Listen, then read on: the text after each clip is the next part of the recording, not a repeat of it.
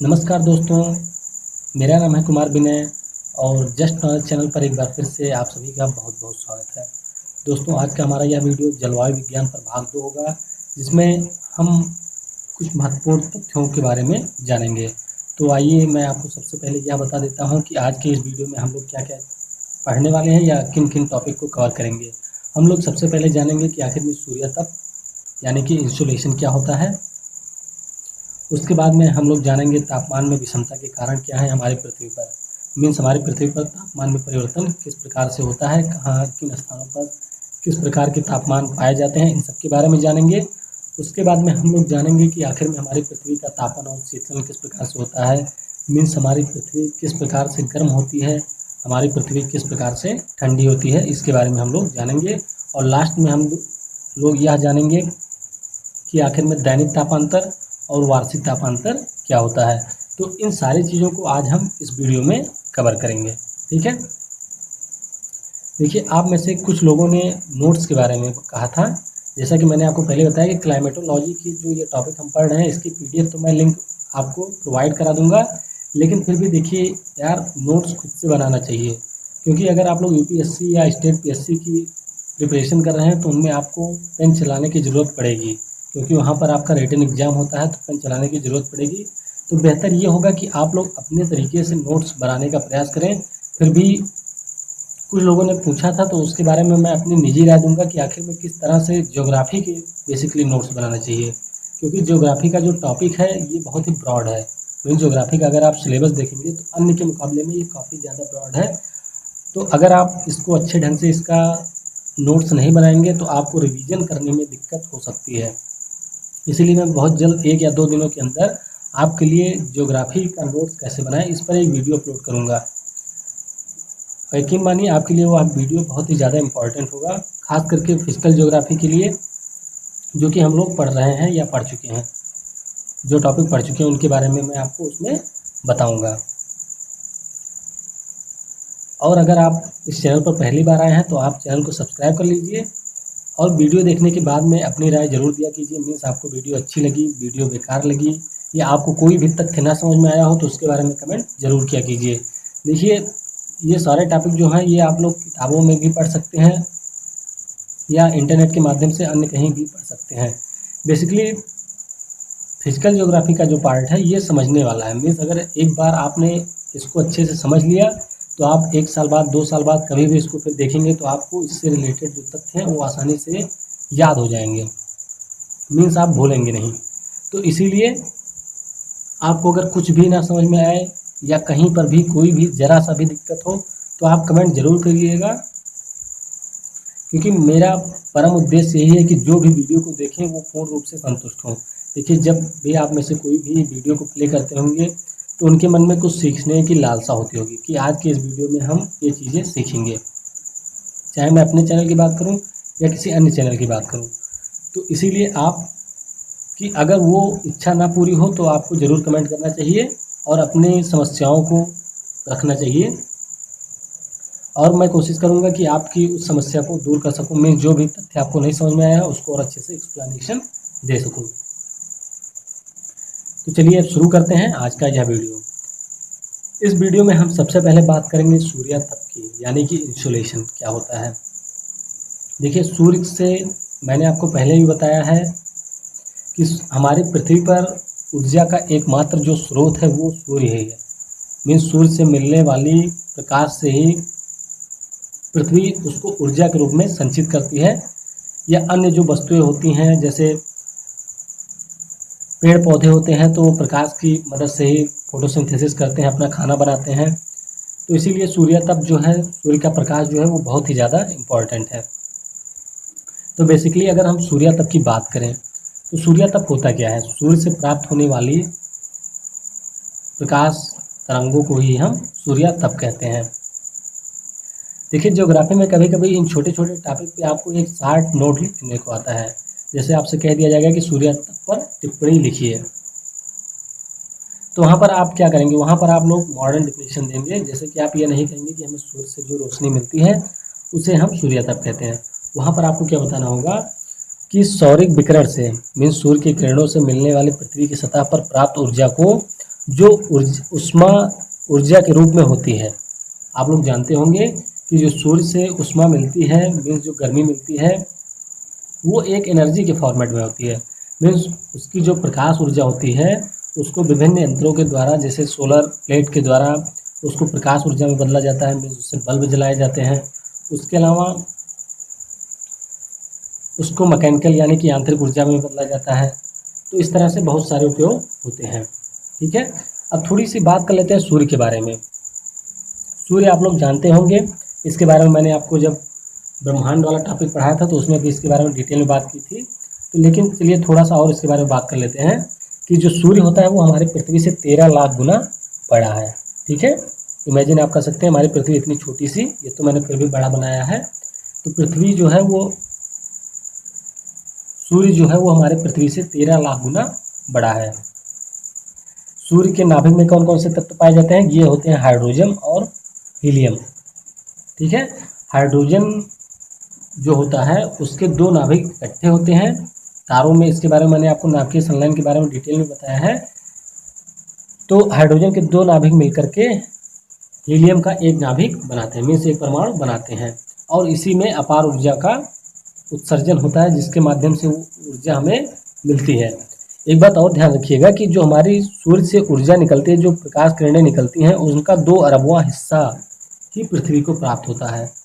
आप सोच सकते हैं कि 2 अरबवां हिस्सा प्राप्त होता है, तब हम लोगों का ये हाल है, मीन्स पृथ्वी के तापमान का ये हाल है। अगर कहीं इसमें थोड़ी सी भी बढ़ोतरी हो जाए तो फिर क्या पृथ्वी पर जीवन पॉसिबल होगा? बिल्कुल नहीं।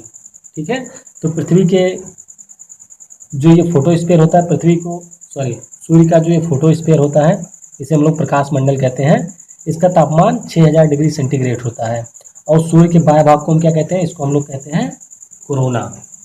मैंने आपको कोरोना के बारे में बताया था सूर्य ग्रहण में, कि जब चंद्रमा इसको पूरी तरीके से ढक लेता है तो सूर्य की केवल बाह्य सतह ही दिखाई देती है, जिसे हम लोग कोरोना कहते हैं। और ये एक रिंग की भाग दिखाई देते हैं, मीन्स ऐसे लगता है, क्योंकि सूर्य का पूरा हिस्सा जो है वो ढक जाता है, बीच का जो हिस्सा है ये ढक जाता है चंद्रमा से, तो इसकी केवल बाह्य सतह ही दिखाई देती है, जिसे हम लोग कोरोना कहते हैं। ठीक, तो सूर्य तप के बारे में आपको क्लियर हो गया कि सौरिक विकिरण से पृथ्वी की सतह पर प्राप्त ऊर्जा को, जो ऊर्जा उष्मा के रूप में होती है, उसे हम लोग सूर्य तप या इंसुलेशन कहते हैं। ठीक है, पृथ्वी का जो औसत तापमान है वो 15 डिग्री सेंटीग्रेड होता है। मीन्स पृथ्वी का जो औसत तापमान है, अगर हम पूरे पृथ्वी के हिस्सों की बात करें, हालांकि पृथ्वी पर सभी जगह का तापमान एक समान नहीं होता है, इसके बारे में अभी हम बात करेंगे, लेकिन ध्यान रखिएगा कि अगर औसत एक निकाला जाए तो ये 15 डिग्री सेंटीग्रेड होता है। ठीक है, चलिए आगे बात करते हैं। देखिए, ये हमारा सन हुआ। आप लोग जानते होंगे कि सभी जो हमारे प्लैनेट होते हैं वो सन के अराउंड रिवॉल्व करते हैं, मीन्स सन के अराउंड वो अपनी परिक्रमण गति करते हैं।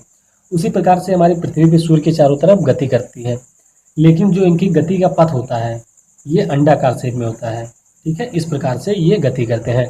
तो इस स्थिति में क्या होता है कि पृथ्वी एक बार सूर्य के करीब आती है। ठीक है, यहाँ पे जब पहुँचेगी तो ये सूर्य के करीब होगी, और जब इस रीजन में पहुँचेगी तो ये सूर्य से दूर होगी। तो ये कंडीशन कब बनती है? 3 जनवरी को। ठीक है, 3 जनवरी को जो हमारी पृथ्वी होती है वो सूर्य के करीब होती है। इसे हम लोग उपसौर कहते हैं, या अपेलियन भी इसे कहा जाता है। इसके बारे में भी हम लोग पढ़ चुके हैं। और 4 जुलाई को पृथ्वी सूर्य से सबसे दूर होती है, जिसे हम लोग अपसौर या पेरिहेलियन कहते हैं। ठीक है, बट क्या होता है, जिस समय हमारी पृथ्वी सूर्य के नज़दीक होती है उस समय पृथ्वी का तापमान ज़्यादा होना चाहिए। ठीक है भाई, जब सूर्य पृथ्वी के ज़्यादा करीब आ जाएगा तो उस स्थिति में ज़्यादा रोशनी मिलेगी, ज़्यादा रोशनी मिलेगी तो तापमान भी ज़्यादा होना चाहिए, बट ऐसा नहीं होता है। 3 जनवरी को आप लोग जानते होंगे कि हमारे यहाँ विंटर सीजन होता है। मीन्स जो हमारा उत्तरी ध्रुव है, उत्तरी ध्रुव में ही ज़्यादा लैंड मास भी है, मीन्स ज़्यादा जो हमारे स्थलखंड का विस्तार है वो उत्तरी ध्रुव में ही है, और उत्तरी ध्रुव में ही उस समय विंटर सीजन होता है, मीन्स उस समय शीत ऋतु होती है। इसी कारण में जब 3 जनवरी को हमारी पृथ्वी सूर्य के सबसे नज़दीक होती है उस समय यहाँ पर तापमान अधिक नहीं होता है, ठीक है, क्योंकि सूर्य उस समय हमारे दक्षिणायन में होता है, मीन्स मकर रेखा पर। जैसे ये हमारी पृथ्वी हुई, ये हमारी भूमध्य रेखा हुई, तो 3 जनवरी को क्या होता है, सूर्य का दक्षिणायन में मूवमेंट होता है, ये दक्षिण में होता है, तो इसीलिए जो इसकी रोशनी होती है, हालांकि ये नज़दीक होता है, लेकिन दिन रात की गति के कारण या हमारे जो ऋतुएं होती हैं उनके कारण इसकी रोशनी ज़्यादा हमारे दक्षिण ध्रुव में पड़ती है। तो इस कारण में यहाँ पर लैंड मास भी नहीं है, यहाँ पर होता है जल ज़्यादा है, और जल जल्दी गर्म भी नहीं होता है। इसी कारण से इस रीजन में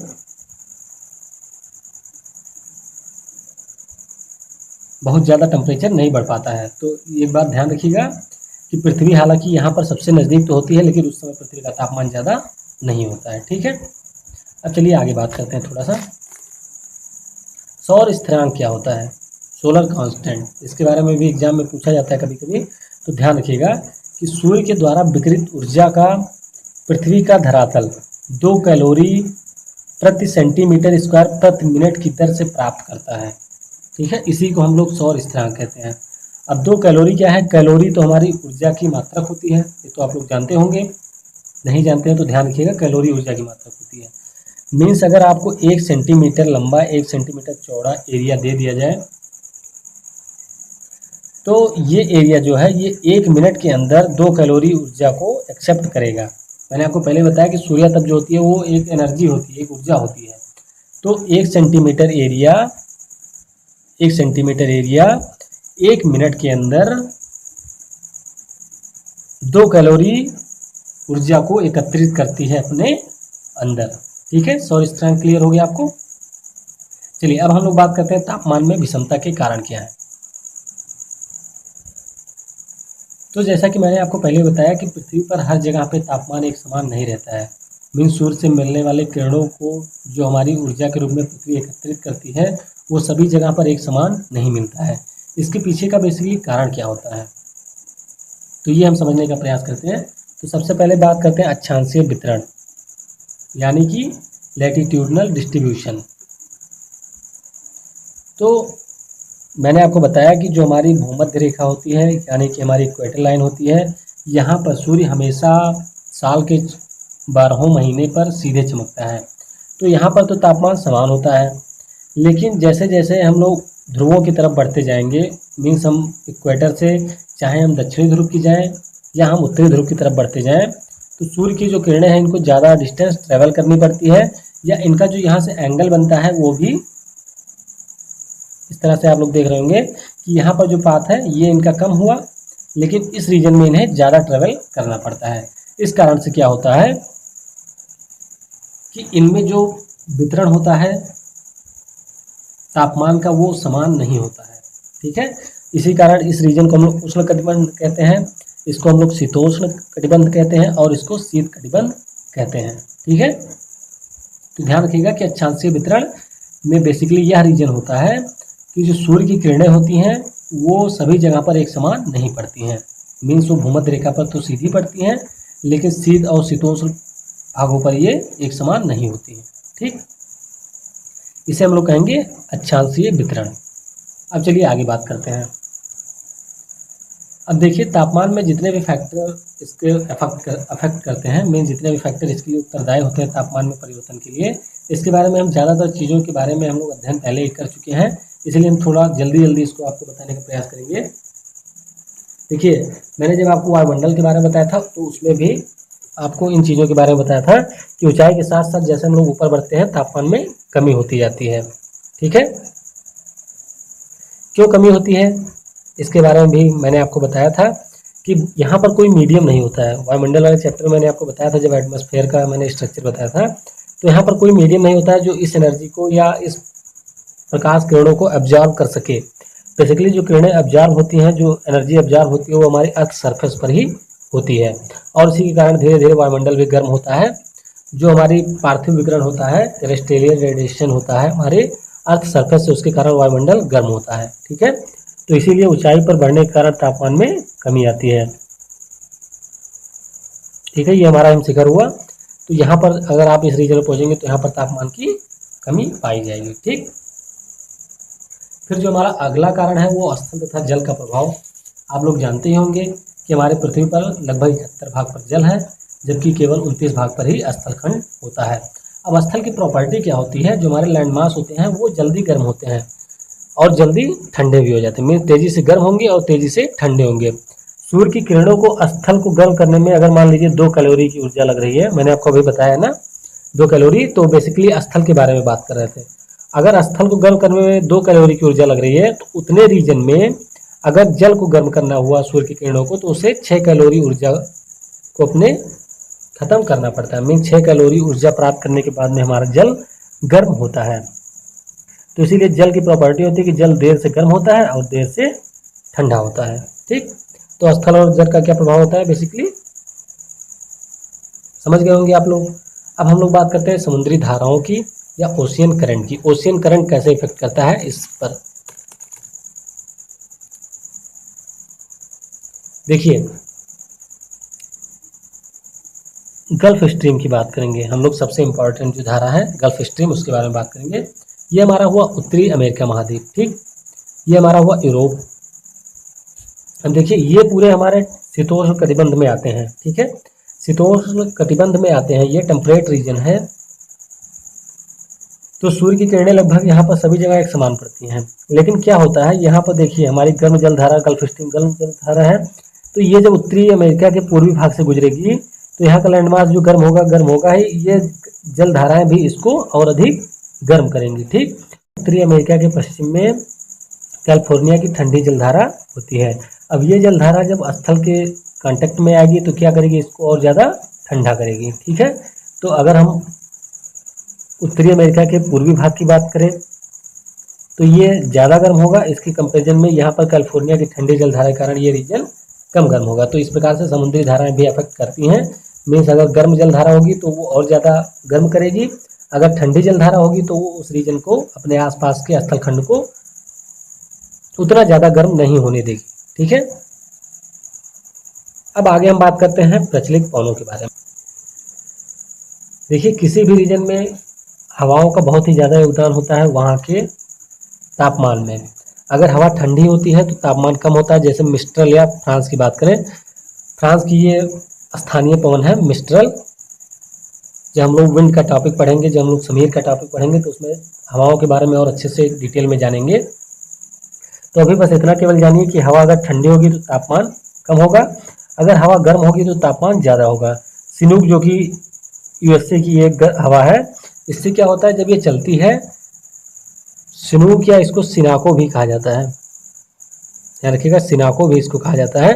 तो ये बेसिकली क्या होती है, रॉकी माउंटेन रेंज जो कि यूएसए के दक्षिण भाग में है, उत्तरी अमेरिका के दक्षिण भाग में है, उससे पूर्वी घाटों से होकर, मतलब पूर्वी ढलान से होकर के ये हवाएं चलती हैं। और ये हवाएं बहुत ही ज़्यादा इंपॉर्टेंट होती हैं कनाडा और यूएसए के लिए। ठीक है, क्योंकि ये वहाँ पे जो बर्फ़ होती है उसको पिघला देती हैं और वहाँ का जो मौसम होता है वो अच्छा हो जाता है। तो प्रचलित हवाएं भी इस तरह से इफेक्ट करती हैं। ठीक है, अब हम बात करते हैं वायुमंडल के तापन तथा शीतलन के बारे में।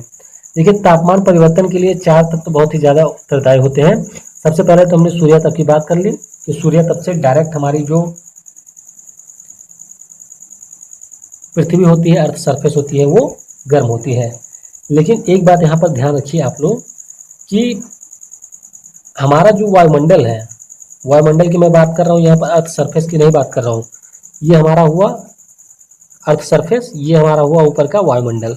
तो वायुमंडल जो है ये बेसिकली सन के द्वारा गर्म नहीं होता है, सन की किरणों से उतना ज़्यादा गर्म नहीं होता है। बेसिकली ये जो पृथ्वी के सतह से पार्थिव विकिरण होता है, इसके कारण में ये गर्म होता है। तो हम इस बारे में जानेंगे वायुमंडल का तापन और शीतलन कैसे होता है। मीन्स हमारे वायुमंडल गर्म और ठंडा कैसे होता है, इसके बारे में जानेंगे। तो सूर्यातप मीन्स सूर्य से जो किरणें होती हैं, इनसे डायरेक्ट रूप से ये गर्म होता है, परोक्ष रूप से। लेकिन पृथ्वी के पार्थिव विकिरण से ये प्रत्यक्ष रूप से गर्म होता है। तो सबसे पहले जो हमारी क्रिया होती है संचालन, यानी कि कंडक्शन। कंडक्शन आप लोग देखे होंगे कि अगर हम लोहे की एक छड़ को यहाँ पर गर्म करते हैं, ये हमारा एक रॉड हो गया, आयरन का रॉड हो गया, अगर इसको हम एक सिरे पे गर्म करते हैं तो धीरे धीरे क्या होता है कि ये सिरा भी यहाँ तक पूरी हमारी ऊष्मा प्रवाहित होने लगती है और ये गर्म होने लगता है। ठीक है, उसी प्रकार से जैसे हमारी सूर्य तप से, सूर्य की किरणों से हमारा पृथ्वी गर्म होता है, तो इसके संपर्क में जो यहाँ पर एयर होती है वो भी धीरे धीरे गर्म होने लगती हैं। मीन्स ये प्रक्रिया कैसे होती है, कंडेंसेशन के रूप में।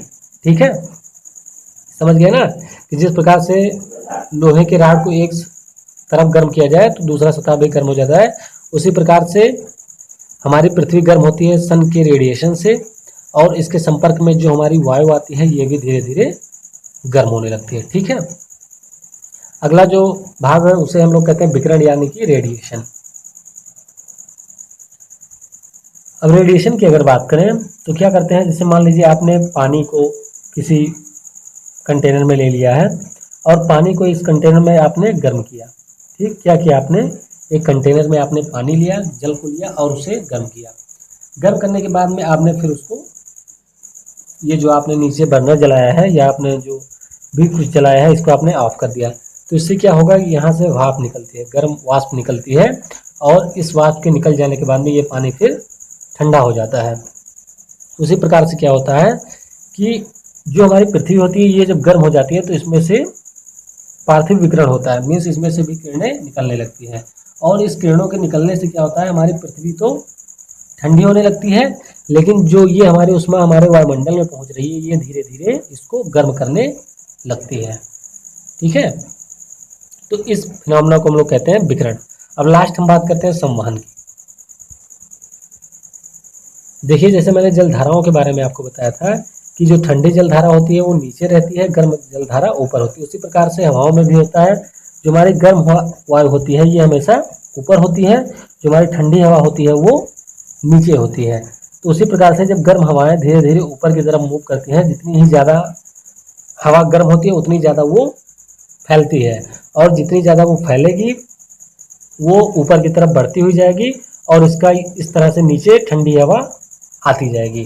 ठीक है, तो यहाँ पर ये एक चक्र चलता रहता है, मीन्स जो हमारी ठंडी हवाएं होती हैं वो इस रीजन में मिलती रहती हैं और गर्म हवा धीरे धीरे ऊपर की तरफ मूव करती रहती है। तो इसे हम लोग कहते हैं कन्वेक्शन यानी कि संवहन। ये बहुत ही ज़्यादा इंपॉर्टेंट है, आगे इसकी आपको बहुत ज़्यादा ज़रूरत पड़ने वाली है। अब हम बात करेंगे दैनिक तापांतर की। अब दैनिक तापांतर क्या होता है, जैसे कि नाम से ही पता है, दैनिक मतलब एक दिन में, तापांतर मीन्स ताप का अंतर। तो दिन के उच्चतम मीन्स दिन में ही हमारे सूर्य की रोशनी होती है तो तापमान क्या होगा, ज़्यादा होगा, और रात के न्यूनतम मीन्स रात में हमारा तापमान कम होता है। इसके अंतर को हम लोग तापमान का अंतर कहते हैं। ठीक है, जैसे दिन का तापमान हो 50 डिग्री सेंटीग्रेड उच्चतम और रात का न्यूनतम तापमान हुआ 20 डिग्री सेंटीग्रेड, तो हमारा तापांतर कितना हो जाएगा, 50 माइनस 20 यानी कि 30 डिग्री सेंटीग्रेड। ठीक है, तो ये आप लोग समझ गए दैनिक तापांतर क्या होता है। एक फिनोमेना के बारे में मैं आपको बताना चाहूँगा। आप लोगों ने ऑब्जर्व किया होगा कि सूर्य की किरणें जो होती हैं वो सुबह से ही हमारे पृथ्वी पर पड़नी प्रारंभ हो जाती हैं। ठीक, लेकिन दोपहर के 12 बजे सूर्य की किरणें हमारी पृथ्वी पर सीधी चमकती हैं। मीन्स आप लोगों ने ऑब्जर्व किया होगा कि सन हमारे सिर के ठीक ऊपर होता है, लेकिन उस समय उतनी ज़्यादा गर्मी नहीं होती है।